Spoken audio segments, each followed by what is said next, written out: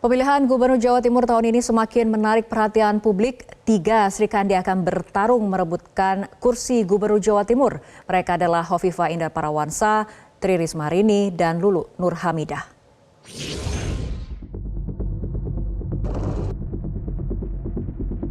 Di mana etika dan moral. Putusan Mahkamah Konstitusi yang melonggarkan syarat ambang batas pencalonan membuat sejumlah partai politik memanfaatkan peluang untuk menang dalam Pilkada 2024. Fenomena itu salah satunya terjadi di pemilihan Gubernur Jawa Timur, di mana akan menyajikan pertarungan antara 3 Serikandi. Pasangan Hovifah Indar Parawansa Emil Dardak yang diusung Koalisi Indonesia Maju atau KIM+ tidak akan melawan kotak kosong. Hovifah sendiri merupakan gubernur petahana periode 2019-2024 yang juga pernah menjabat sebagai Menteri Sosial. Sementara itu, PDI Perjuangan yang sebelumnya tak bisa mengusung kandidat sendiri di Pilgub Jatim, akhirnya memilih mengajukan cagup dan cawagupnya dengan mengusung Menteri Sosial Tri Risma hari ini. Selain masih menjabat sebagai Menteri Sosial di Kabinet Indonesia Maju, Risma punya pengalaman menjadi Wali Kota Surabaya tahun 2010-2020. Untuk bakal cawagup Risma, belum ada pengumuman resmi dari PDI Perjuangan. Namun dari foto yang viral beredar, Risma akan dipasangkan dengan kader Golkar Zahrul Azhar Asumta atau Gus Hans. Sementara sebagai pemenang pemilu di Jawa Timur, PKB percaya diri mengusung kadernya sendiri, Lulu Nur Hamidah dan Lukmanul Hakim sebagai bakal calon gubernur dan wakil gubernur.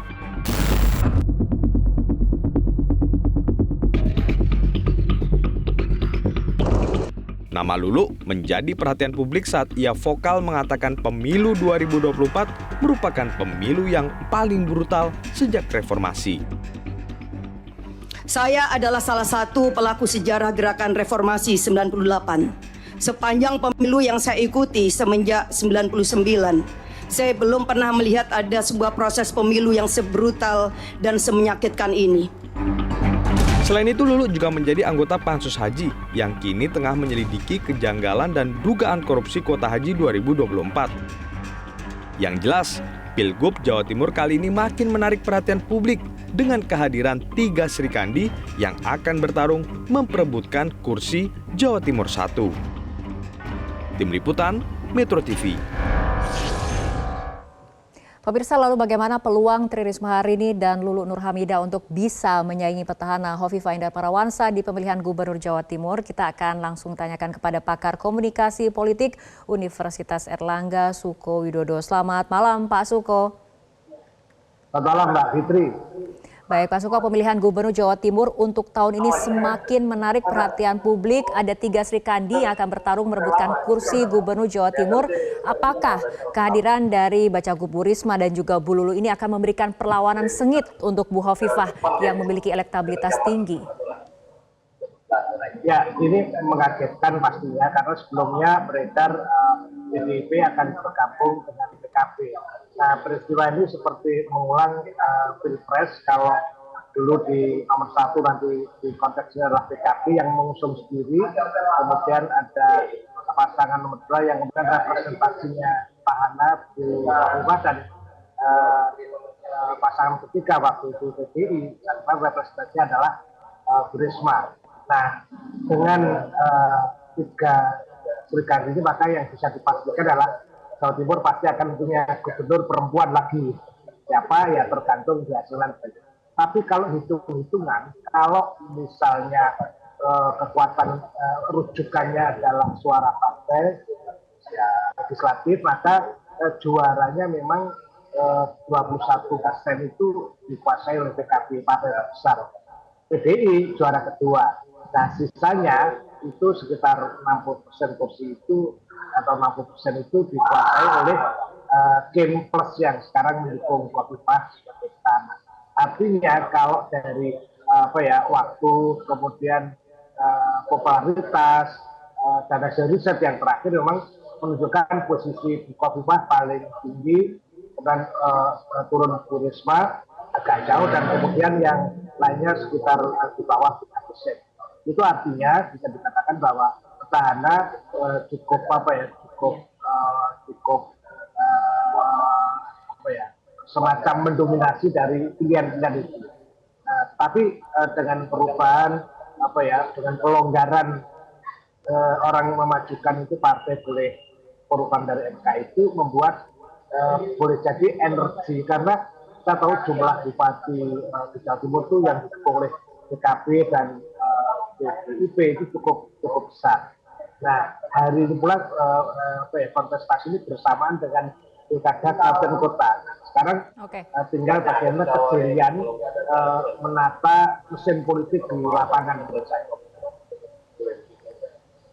Baik, Pak Suko, saat ini ataupun malam ini Bu Risma akan resmi mendaftar ke KPU Jatim dengan kemudian pasangannya ataupun yang mendampingi di posisi bakal calon wakil gubernur adalah Zahrul Azhar Asumta ataupun Gus Hans.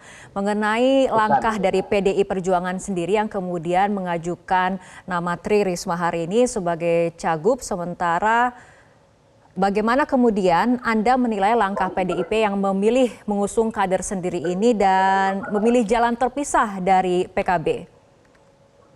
Ini menarik ya, kalau kemudian wakilnya Gus Hans, karena ini tokoh pondok intelektual dan juga aktif di Golkar dan bukan bertemu dengan PDIP meskipun secara formal nggak lewatnya PDIP. Setidaknya ini juga bisa bisa membuat suasana baru ya.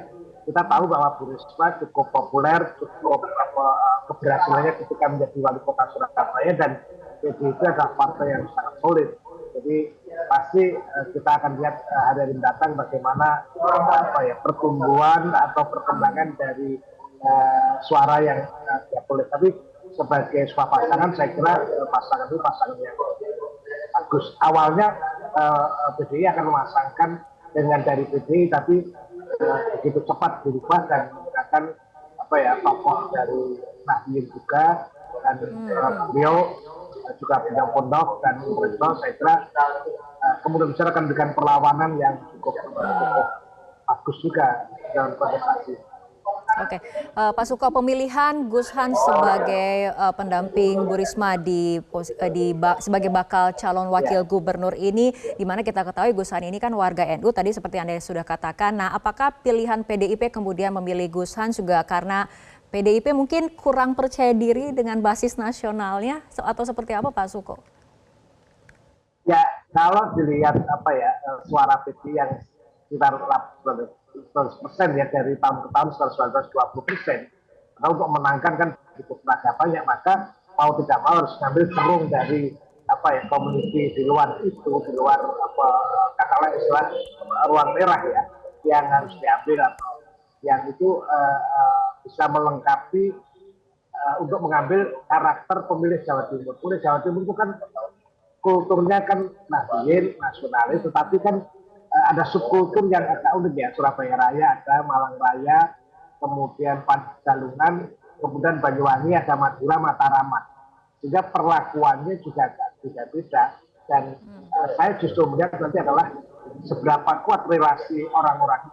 Bu Risma sangat bagus ya di Surabaya Raya, tapi apakah nanti di pedesaan bisa?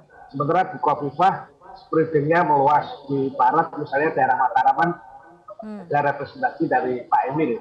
Nah, sementara kalau di yang Mbak Lulu ini juga luar biasa. Jadi ketika PKB ini kan solid ya, angkanya terus bahkan juara 1. Menurut saya kalau mesin politiknya masing-masing digerakkan, pasti akan terjadi konstelasi yang meskipun demikian, catatan kami memang ya agak lama ya risetnya, posisi di Khofifah masih mendominasi. Sehingga tinggal bagaimana dalam 2 bulan itu menggerakkan kehadiran tokoh di lapangan dan mesin politiknya. Oke, nah mengenai langkah PKB sendiri, Pak Suko, PKB ini kan nampaknya percaya diri mengusung kadernya sendiri, Lulu Nur Hamidah dan juga Lukmanul Hakim sebagai bakal calon gubernur dan wakil gubernur. Nah, menurut Anda apakah kemudian ini bagian dari strategi dari PKB misalnya untuk memecah suara, terutama bagi pemilih Khofifah? Ya, tumpang tindih ya. Kita tahu bahwa NU punya pengaruh besar dan PKB juga pengaruh besar dan inilah pertarungan sehingga suara NU akan jadi rebutan dari kelompok PKB pastinya juga dari kubu Khofifah maupun kelompok Bu Risma yang kemudian diwakilkan oleh Gus Sani itu. Jadi NU akan bisa. Tapi yang menarik adalah belum ada tokoh Madura yang masuk dalam lingkaran ini sehingga area Madura yang banyak ini pasti akan pasti akan jadi rebutan cukup besar ya. Terutama yang di daerah pinggir-pinggir lah. Kalau daerah pinggir ini memang kalau kita ukur siapa yang paling populer itu ya posisinya memang di Khofifah dari posisi yang di atas 90 terus tingkat kepuasannya juga beberapa cukup bagus. Perkaranya kemudian apakah partai solid atau tidak. Tapi pengalaman bahwa pilkada itu kan selalu menawarkan tokoh yang kemudian bisa diterima. Ini ketokohan menjadi kunci penting dari ini. Oke, baik Pak Suko Widodo, kita akan tunggu saja bagaimana kemudian peta pertarungan di Pilkada Jawa Timur untuk 2024 ini. Terima kasih Pak Suko Widodo telah berbincang bersama kami malam hari ini. Jelajahi cara baru mendapatkan informasi. Download Metro TV Extend sekarang.